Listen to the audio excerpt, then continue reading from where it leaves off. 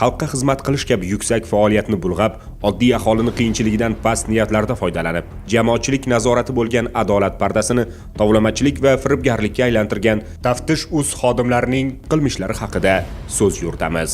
Buncha xodimlarni davlatda boshqa qiladigan ish yo'qmi? Ko'rgan narsamga men jin emasman, ko'rib turib ko'rmadim dedik. Qarang-chi, yoqda boshqacha gapirmang. Bir xil gapiring bu. Hokim bor, siz nega ham so'z o'ylayapsizga? Yaxshilab o'qing. Mana qo'lingizga shoshib ketdim. Meni fikrimni tugatguncha gapirmay turing. Mana Namangan viloyati Mingbuloq tumani hokimligi prezidentimiz Obarovga ochiqlik siyosatiga qasddan qarshilik qildi. Nima noqonuniy topshiriq bajaryapsiz?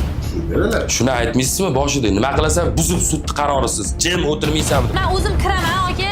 Endi qarshilik qilmaysiz. Oyog'i yerdan uzilgan va alomat deb shularga aytiladi. Jinoiy guruh yetakchisi Abirayev G'ayrat Nusratovich 1988-yilda Buxoro viloyatida tug'ilgan. Yillar davomida respublikamiz hududida fuqarolarga nisbatan firibgarlik, tovlamachilik, yolg'on axborot tarqatish va poraxo'rlikda vositachilik qilishni kasb qilib olgan bu kimsa muqaddam 2013-yilda Shofirkon tuman sudi tomonidan Jinoyat kodeksining 168-moddasi 2-qismining B bandi bilan jinoiy javobgarlikka tortilgan.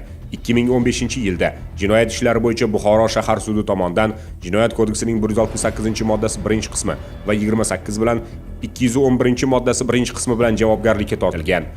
Shu yilda Samarqand viloyat sudi tomonidan Jinoyat kodeksining 28 orqali 167-moddasi 3-qismi A bandi bilan 7 yilga ozodlikdan mahrum etish jazosi tayinlanib, amnistiya asosida jazodan qutulib qolgan. 2016-yilda G'ijduvon tuman sudi tomonidan Jinoyat kodeksining 168-moddasi 2-qismi B bandi, 28, 25 va 211-moddasi 2-qismi A bandi bilan 9 yil 6 oyga jazodan mahrum etilib, 2020-yilda muddatidan ilgari shartli ravishda ozod qilingan. Davlat tomonidan ko'rsatilgan g'amxo'rlik mensimagan bu shaxs jinoiy faoliyatini davom ettirib, 2024-yilda jinoyat ishlari bo'yicha Peshko tuman sudining hukmiga ko'ra Jinoyat kodeksining 168-moddasi 4-qismi A bandi bilan javobgarlikka tortilib, axloq tuzatish ishlari jazosi qo'llanilgan. Shuningdek, 2025-yil 28-maydagi jinoyat ishlari bo'yicha Quvasoy shahar sudining hukmiga ko'ra davlat organlari xodimlariga nisbatan Taftish.uz sharmanda qiladigan uydirmalar tarqatganligi uchun Jinoyat kodeksining 139-moddasi 3-qismi G bandi bilan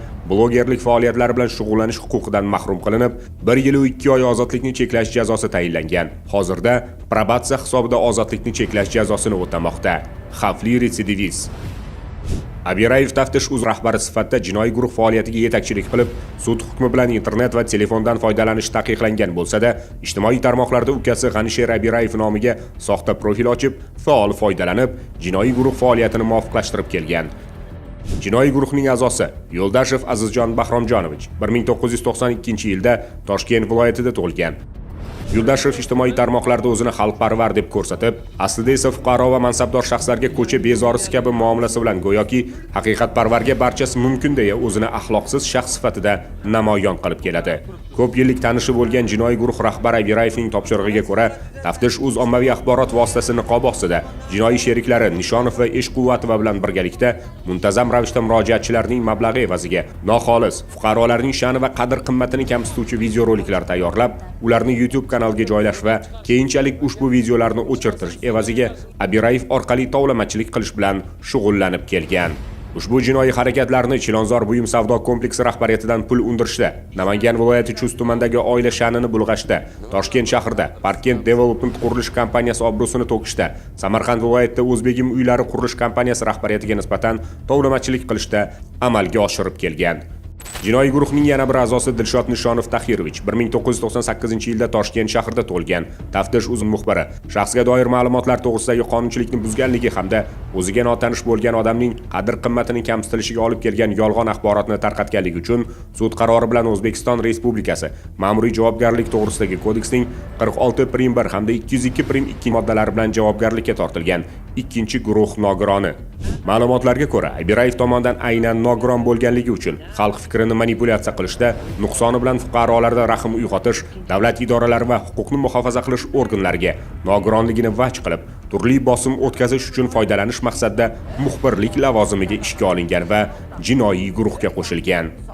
Nogironligi ortidan ushbu shaxsga hech kim chora ko'ra olmasligi zamirida jinoiy guruhda torpeda, ya'ni pul undiruvchi va davlat organlari xodimlarini qo'pol muomalasi bilan obro'sizlantiruvchi vakil vazifasini bajargan. Siz menga hozir bosim o'tkazasiz, ovozingizdan mavjud qo'yibsiz. Gapni tugating. Men bosim qilmadim. Xo'p, sizni gapirish toningiz menga bosimdek tuyulyapti. Uzurim. Bo'ldi. Jinoiy guruh tarkibida Toshkent shahrida, Toshkent viloyatining Zangiota tumanida, Namangan viloyati Kosonsoy tumanida hamda Qoraqalpog'iston Respublikasining To'rtko'l tumanida fuqarolar va tadbirkorlarni obro'sizlantirish ishlari bilan faol shug'ullanib kelgan. Ahamiyatli tomoni shundaki, go'yoki xalq nomidan hukumatga tinmay e'tiroz bildirish orqali o'zini qiynalgan fuqaro sifatida namoyish etayotgan ushbu kimsaga va uning oila a'zolariga davlat tomonidan tizimli ravishda ijtimoiy yordam ko'rsatib kelinadi. Tepada o'tirgan qonun chiqarayotgan vijdoninglar bormi sizlarni? Ani tepada o'tirgan qonun chiqarayotgan g'o'ddayotgan 2-3 ta qo'sh tirnoq ichidagi insonlar, g'o'ddaygan davlat xodimlari. Masalan, 2020-yilda Nishonov ota-onasi bilan yashab turgan Chilonzor tumanidagi ko'p qavatli uy kapital ta'mirdan chiqarilib, atrofi to'liq obodonlashtirilgan. 2024-yilda esa bu oilaga yana g'amxo'rlik ko'rsatilib, davlat rahbarining tashabbusi bilan Yangihayot tumanidan bepul 2 xonali yangi uy taqdim etilgan. Shuningdek, mas'ullar tomonidan onasining shu hududda savdo-sotiq bilan shug'ullanish uchun ham sharoit yaratib berilib, garchi hech qanday hujjatlarga ega bo'lmasa-da, insonparvarlik prinsiplari asosida savdo do'koni orqali daromad topishiga imkoniyat yaratilgan. Undan tashqari Dilshod Nishonovning ijtimoiy himoyasi ham muntazam ravishda ta'minlab kelinadi. 22-dom 9-xonadon turuvchi Nishonova Mashkura opa, ular oilaviy ko'zlari ojiz fuqarolar hisoblanishadi. Ularga ham o'sha davlat tomonidan, hurmatli prezidentimiz tomonidan uy berilgan bo'lib, ular hozirgi paytda oilaviy ushbu xonadonda yashab kelishmoqda. Bularga ham o'sha Saxovat ko'mak jamg'armasi orqali o'sha imtiyozlar, ya'ni moddiy yordamlar, ma'naviy yordamlar, o'sha ixtiyoriy homiylar asosida bir qator yordamlar ko'rsatilib kelingan va bu jarayon hozir davom etmoqda. Jinoiy guruhning yana bir a'zosi Eshquvvatova Marjona Sherali qizi 2006-yilda Samarqand viloyatida tug'ilgan. Taftish uzun muxbiri 2024-yilning aprel oyida boshqa bir fuqaroning qadr-qimmatini kamsitilishiga olib kelgan yolg'on axborotni tarqatganligi uchun Guliston shahar sudining qarori bilan O'zbekiston Respublikasi Ma'muriy javobgarlik to'g'risidagi kodeksning 202.2-moddasi bilan javobgarlikka tortilgan. Eshquvvatova jinoiy sheriklari Nishonov, Yo'ldoshev va Rashidovlar bilan birgalikda 2025-yil oktyabr-dekabr oylarida Namangan viloyati Kosonsoy tumanida, Toshkent shahri va Samarqand viloyati, shuningdek Qoraqalpog'iston Respublikasi To'rtko'l tumanida murojaatchilarning mablag'i evaziga ikkinchi tomonni sha'ni va qadr-qimmatini toptovchi video materiallarni tayyorlab, Taftish.uz kanaliga joylab kelgan. Aynan shu materiallarni internetdan o'chirish uchun guruh rahbari Abirayev tadbirkorlardan tovlamachilik yo'li bilan pul mablag'larini undirib kelgan. Ijtimoiy tarmoqlarda o'zini xalqparvar deya ko'rsatib kelayotgan Eshquvvatova shunchalik haddidan oshib ketganki, hatto o'z vazifasini vijdonan bajarayotgan 2025-yilning noyabr oyida Sirdaryo viloyati hududidagi avtomobillarga gaz quyish shoxobchasi hududida sigaret chekayotgan tartibbuzarga chora ko'rgan mahalla profilaktik inspektorini obro'sizlantirishga urinib, bularning maqsadi pul ishlash kabi shaxsning sha'nini kamsituvchi izohlar bilan aslida yolg'on bo'lgan va jamoat tartibiga to'g'ridan-to'g'ri tahdid soluvchi ma'lumotni qasddan Instagram kanaliga joylagan. O'zidan o'zi jarima yozib ketgan. Xullas xohlagan ishni qilishyapti. Yo'q joydan 137 ming so'm jarima. Maqsad shu pul ishlash. Bu yoqda fuqaro u pulni qanday topadi? Oddiy odam qonni bilmay turib bilganingizni qilmang. Bu kabi o'ta ketgan surbetlikni ayrim fuqarolar xalq dardini olib chiqayotgani sifatida baholab, blogerni maqtayotganliklarini qanday tushunish mumkin? Vaholanki, o'sha kuni gaz quyish shoxobchasida 18 ta avtomashina va 50 dan ortiq fuqarolar, bir nechta ayollar, yosh go'daklari bilan birga bo'lgan. Kashanda huquqbuzar esa bir necha marotaba boshqa haydovchilar tomonidan tanbeh eshitganiga qaramasdan sigaret chekishni davom ettirgan. Bu kabi yong'in xavfi yuqori bo'lgan manzillarda bejizga alohida tartib joriy etilmagan. 2024-yilning 17-dekabr kuni Farg'ona viloyatidagi gaz quyish shoxobchasida sodir etilgan og'ir falokat oqibatida 4 kishi vafot etgani xalqimizning esidan chiqqani yo'q. U yerdagi portlash ham zapravkadan sizib chiqqan gaz va ochiq olov chaqnashi oqibatida sodir bo'lganligini eslatib o'tish joiz. Qo'shtirnoq ichidagi bloger esa odamlar o'limi bilan bog'liq bo'lishi mumkin bo'lgan bu kabi oxir oqibatni hasbo'shlab, ichki ishlar organi xodimlarini yomonlab, mazkur jirkanch va xavfli hodisani o'zining navbatdagi PR uchun ishlatgan. Uning bu kabi qiliqlarini olqishlayotgan olomon esa aslida og'ir oqibatga olib kelishi mumkin bo'lgan jinoyatga sherik emasmi?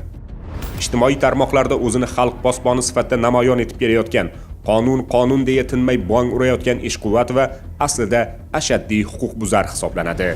U haydovchilik guvohnomasiga ega bo'lmasdan turib davlat raqami 01797 QKA bo'lgan transport vositasini muntazam ravishda boshqarib yurgan. Yo'l patrul xizmati xodimlarining tinimsiz ogohlantirishlari hamda qo'llanilgan jarimalar bu ayolga umuman kor qilmagan. Qoidabuzarlik uchun avtomashina jarima maydoniga joylashtirilgandan keyin ham qonunlarni qasddan mensimasdan yana 90 kun davomida o'sha transport vositasini boshqarishda davom etib, 14 marotaba yo'l harakati qoidalarini buzganligi aniqlandi. Davenimizga nima degan o'zi? Ishonchliman. Nima uchun haydovchilik guvohnomangiz yo'q sizga boshqarishga beryapti? Bu qoidabuzarliklari oxir-oqibat katta yo'l transport hodisasiga olib kelgan. O'zini hayotini bir tiyinga ilmaydigan bu kimsaga hech bo'lmaganda boshqa fuqarolarning hayotini hurmat qilishni tilashdan boshqa iloj yo'q. Haydovchilik guvohnomasiga ega bo'lmasdan turib mashina boshqarishning o'zi yo'ldagi yo'l qotilidir. 2025-yil davomida haydovchilik guvohnomasiga ega bo'lmagan haydovchilar tomonidan 500 dan oshiq yo'l transport sodir etildi. Mana shu yo'l transport oqibatida 100 dan oshiq begunoh insonlar hayotdan ko'z yumdi. Ayolmi, erkakmi, pravasi bo'lishi kerak. O'qimaganligi uchun ham yo'l transport mana shunaqa hodisalari ko'p bo'lyapti. Eng ko'p avariyalar mana o'qimasdan, bo'lmasa boshqa narsa qilib olgan, pravani olgan odamlardan chiqibdi-da bu narsa. O'qimasdan rolga o'tirish umuman opasniy narsa-ku axir. Oson pul va jazosizlik ortidan euforiyaga berilib ketgan bu ayol tanishlariga va yordam so'rab kelgan murojaatchilarga davlat organlari, hokimiyat yoki huquqni muhofaza qilish organlari undan qo'rqib, barcha ishlarni bitirib berishni, tanqidlari orqali har qanday muammoni hal eta olishini qayta takrorlab, aholini ishontirishga urinib kelgan. Hurmatli fuqarolar, muammolaringiz yuzasidan turli firibgarlarga emas, faqatgina mas'ul davlat organlariga murojaat qiling. Mablag'ingizni litsenziyaga ega yuridik xizmat ko'rsatuvchi mutaxassislar uchun ishlating. Daromadingizni ochiqlik pardasi ortida yashiringan va ommaviy axborot vositasi sifatida niqoblangan ayrim jinoiy guruhlar faoliyatini rivojlantirishga sarflamang.